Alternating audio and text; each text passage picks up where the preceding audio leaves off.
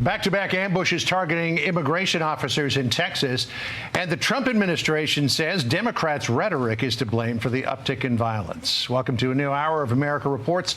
I'm John Roberts in Washington. Good to be with you, Sandra. Good to be with you, too, John. I'm Sandra Smith in New York. So in Alvarado, Texas, 10 suspects are facing attempted murder charges after someone shot an officer responding to cars being vandalized at an ICE detention center.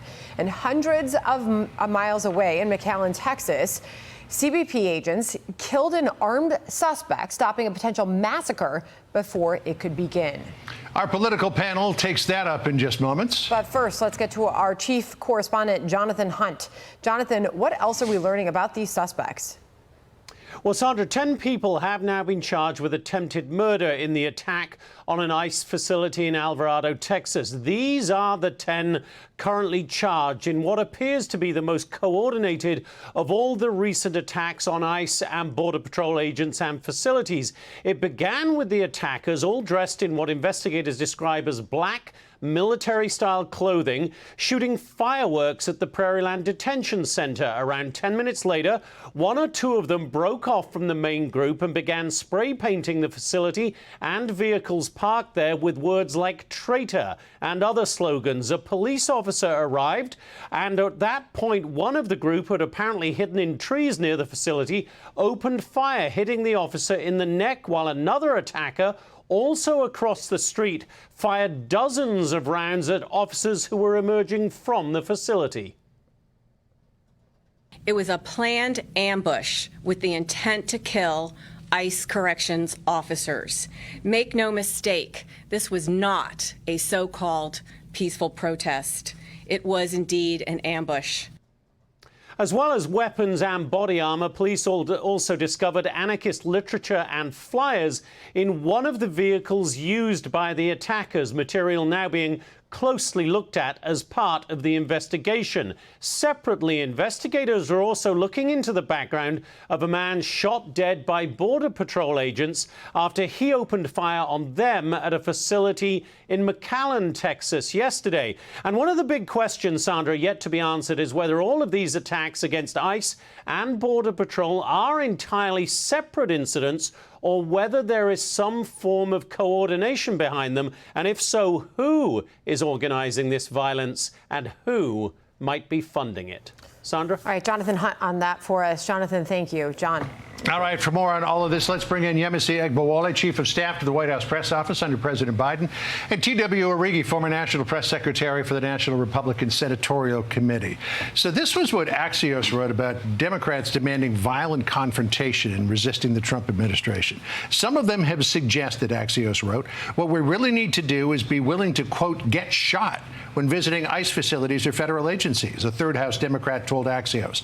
Our own base is telling us that what we're doing is not good enough. There needs to be blood to grab the attention of the press and the public, the lawmaker said. Well, someone did get shot and killed in McAllen, Texas yesterday, but that person was trying to shoot federal agents. I mean, is this what Democrats want? No, of course not. And fighting harder doesn't mean fighting violently. We need to use every Democratic tool that we have. And I appreciate that Democratic lawmakers are listening to their constituents. That unnamed constituent doesn't speak for the entire base. And I think what constituents are saying is we are frustrated and we feel like nobody's doing enough to push back. And of course, those who are the most extreme and on the fringe are going to act in ways that are completely uncalled for. I mean, when you listen to some of the rhetoric, though, and some of the ways that Democrats have been castigating not just the administration, but people who are on the front lines of this, like ICE agents, Border Patrol agents, and others, it's not too much of a leap to think that somebody who is on the extremist fringe would take matters into their own hands and perpetrate incidents not only like this, but the one that happened in Alvarado on Saturday. Absolutely. Or on Friday, I mean. We've seen this movie before. You know, there's a book out today by Josh Jossi, Tyler Pager, and Isaac Arnsdorf called 2024, How Trump Won the White House and the Democrats Lost America. Look, in 2020, we saw all the riots after George Floyd, and there was a general consensus that something needed to be done about policing. The Democrats transformed that into a violent, anti-police, defund the police rhetoric that they lived with for a long time. Now, today, fast forward, there's a poll done last month that the majority of people support ICE agents. Sure, no one wants to see somebody who he is here legally or somebody innocent get deported, and J.D. Vance and Tom Homan have said they rectify that. But taking it to this next step of committing violence against the men and women of ICE who are doing their job, enforcing the law of the land, and enforcing immigration policy that was not enforced for 4 years, where we had 10 million plus illegal immigrants come into this country, is completely irresponsible, and it will lead to more bloodshed, and it will lead to more electoral disasters for the Democrats. I mean, we look at some of the material that was confiscated from the Alvarado ambush. There's a flag there that says resist fascism, fight oligarchy. That's right out of Bernie Sanders and AOC's playbook. There's some other literature there that goes along with it. You mentioned Tom Homan. Here's what Tom Homan said about the rhetoric and then what we're seeing. Listen here. The ramped up rhetoric is going to cause a situation where someone loses their life. We saw that today. I was hoping I'd be wrong, but I wasn't. And I'll tell you something else. It's not the end. Unless we stop the hateful rhetoric against ICE and Border Patrol, comparing them to Nazis, there's going to be more situations like that. So the person who lost their life yesterday was an assailant, but in Alvarado, it was almost a local police officer was shot in the neck, thankfully.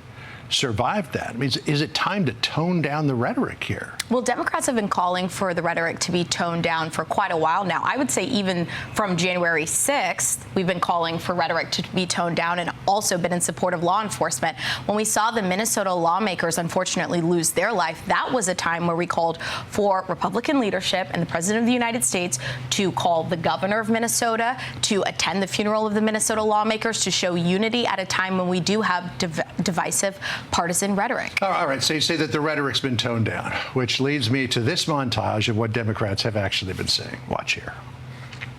Donald Trump's modern-day Gestapo is scooping folks up off the streets. They're in unmarked vans, wearing masks, being shipped off to foreign torture dungeons. People are terrified for their lives and for their neighbors, folks getting snatched off the street by secret police who are wearing masks. And every single one of them, no matter what it takes, no matter how long it takes, will, of course, be identified. And that's some of the mild stuff. I mean, is that toning down the rhetoric? No, and obviously we can cite examples like Steve Scalise or the threats against Justice Kavanaugh, et cetera, et cetera. Look, all violence is bad. There's no question about it.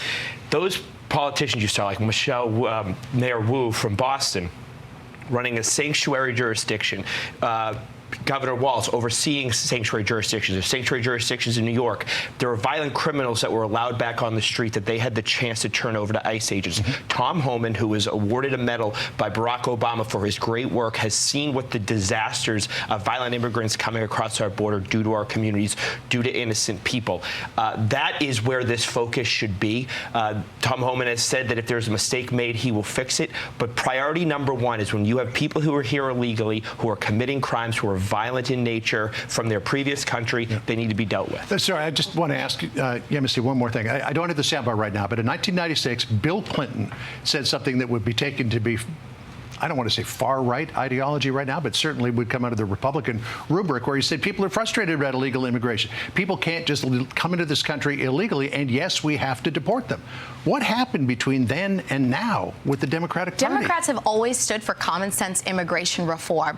Michelle Wu, and common sense is letting more than 10 million people in this country illegally in 4 years? The mayor of Boston is speaking at a time when it's not just illegals that are being picked up, it's also students. She saw somebody who went to Tufts that was picked up off the street. I mean, if the administration wants to tone things down, then work on the messaging of this. People are being picked up outside of schools, outside of churches. People are being deported accidentally to other countries. I mean, we can also get a handle on this from the Republican point of view. The bigger problem is Mayor Wu wouldn't allow Border Patrol officials and ICE officials into the jails to get people who committed violent crimes until a raid just last month in Boston that got a lot of violent illegal criminals off the streets. Had she done her job as mayor and reported those people to ICE, we wouldn't have had those issues. A problem for Democrats is immigrants going to their court-appointed hearings and getting picked up. All right. We'll leave it there, folks, but this is not obviously the last word.